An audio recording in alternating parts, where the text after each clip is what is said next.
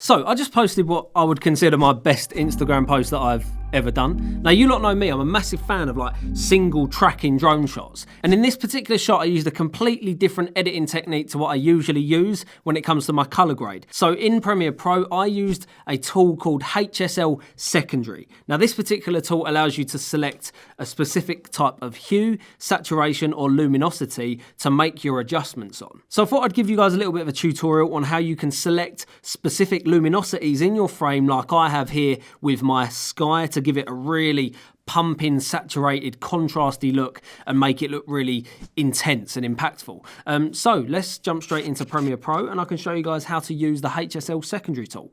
Bosh. What's going on, you lot? I hope you're all sweet. So on this particular shot, all I've done was added my very first Lumetri color, which was my simple grade. First off, I ended up using my curves, so I kind of pinched my highlights up a little bit to give it a little bit of contrast in the whites. I then crushed my blacks a little bit and I lifted my shadows up a little bit to add a little bit more detail in them shadows. I then went down into my hue versus saturation curve and I pulled down my oranges. I didn't want that orange glow on the rocks. I just wanted to make sure that the rock was grey. I wanted to give it a really raw and rough look. So I pulled down the saturation on the oranges, but I wanted to keep the greens and the yellows up nice and saturated so that we get this nice blue from the sky, we get the green and yellow from the grass, and the grey from the rock. So after I'd done my kind of base grade, I then added another Lumetri colour. This could be like a node or something in DaVinci. And instantly I went down to the HSL Secondary tool. Now, as you can see down here, we've got our hues, we've got our saturation, and we've also got our luminosity that we can select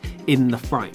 Now, with this particular tool, you can actually select certain colors in the frame so that you can just make adjustments on them particular colors. But for me, I wanted to make these adjustments on the luminosity in the frame. So first up, I made a mask over where I actually wanted the adjustments to be made.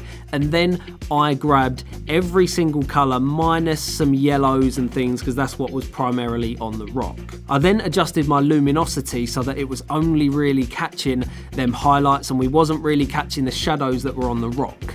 I then adjusted my saturation a little bit to try and really refine what I was actually selecting in the frame. This is going to take you a while to make sure that you really do only select the area that you want to select in the frame. And then after you've done that, you can play around with the blur so it actually blurs in and out so that you can kind of smoothen off the edges. But for me, I wanted to keep it completely rough and harsh. So it doesn't matter if there's like a little bit of roughness and artifacts on the rock.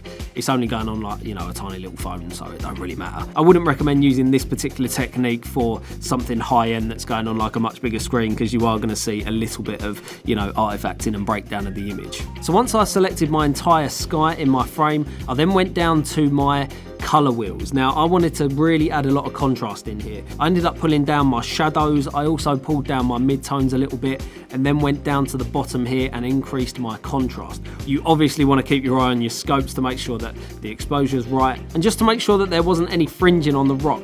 I reduced the sharpness by about 25 and then I went down to my saturation and pumped up a little bit of saturation.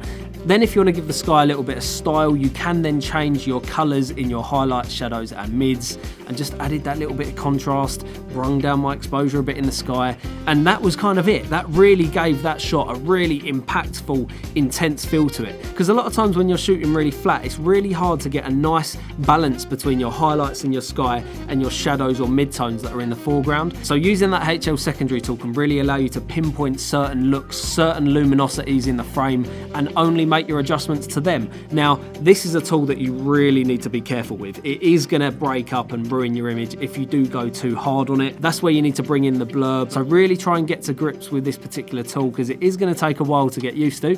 But once you can kind of nail it, you can get some really, really cool results.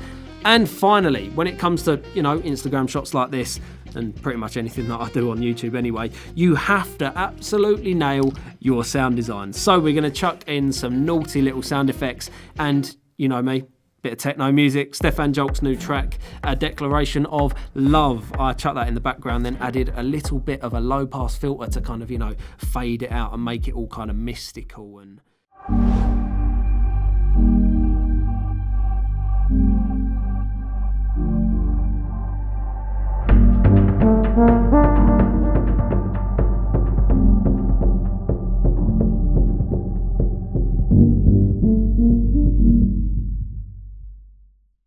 Yeah, that's a bit of me. Anyway, people, let me know if that was something that helped you out, and maybe you can use that technique in some of your shots or anything that you do in the future. Let me know in the comments if it did, and if you do use it, tag me on the gram, mate. I want to see what you lot can, come up with, because you lot are some talented motherfuckers. Hopefully the next time you see me, I'll have a bit of a trim up, but I highly doubt it, because the UK is still in a massive state of chaos. So I hope everyone's staying safe and staying well, and I'll be catching you lot in the next one, mate.